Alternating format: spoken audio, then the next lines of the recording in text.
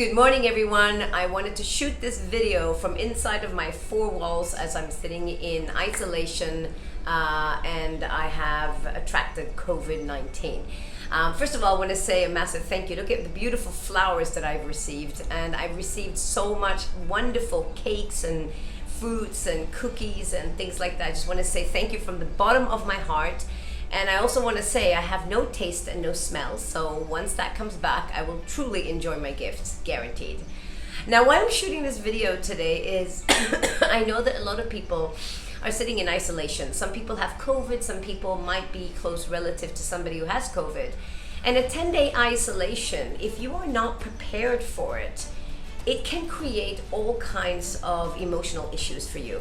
So I wanted to give you 3 tips today on how you can keep yourself afloat while you are in your isolation. Now, the reason I do this work and why I'm so passionate about this work is exactly what's happening right now for me.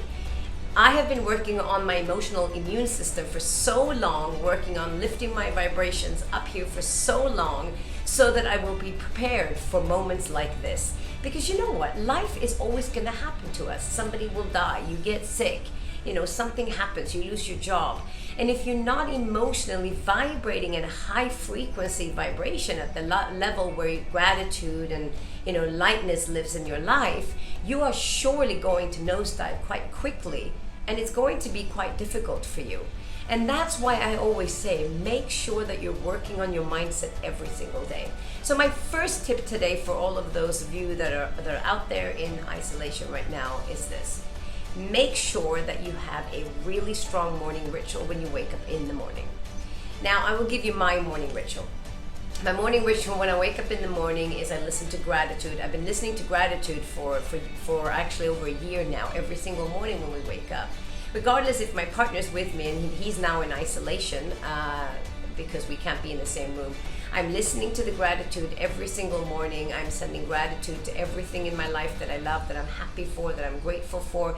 And it already lifts my vibration up here. And I made that conscious choice as soon as I wake up. So make sure that you have a morning ritual. And it doesn't matter if you're feeling, I've had fever, I've been feeling a bit rough. So obviously I can't maybe stand up and jump around and do crazy affirmations, but look for what you can do with the capacity that you have depending on how you're feeling.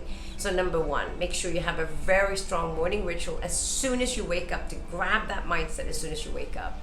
Number 2, make sure you do some sort of movement in the morning to wake up your body, but not just to wake up your body, but to connect with your body. So what I do after my morning gratitude is I put on affirmations, and instead of standing in front of the mirror, which I normally do and go hard out, what I do is I have affirmations. I lie down on my back and I start opening my hips. So start doing rolling movements for opening my hips. I start opening my shoulders. I start opening my chest so my breathing can increase, and I start to just move my body just to feel how it feels like to move. And as I'm doing it, because I've just done gratitude when I woke up, my mindset is still in gratitude. So I'm grateful for my body, and I touch my body. And as I'm touching my body, I connect physically and emotionally with my body, and i.e. with myself. It's a form of self-love. And so that's what I do to wake up my body in the morning, to get myself moving before I jump into the shower. So that's my second tip. Some kind of movement in the morning. If you can't do exercise, don't look for what you can't do. Oh, I can't do exercise. I'm not able to do powerlifting in the morning at the moment. What can I do? Well, I can move my body. I can stretch. I can open my hips. Beautiful. I'm looking for what I can do. And then number 3, decide after you've done that, and you have your shower, whatever, you get out of the shower. Now you have a full day within the 4 walls. Make a conscious decision in that moment who you are choosing to show up as for the rest of that day. Who am I going to show up as today?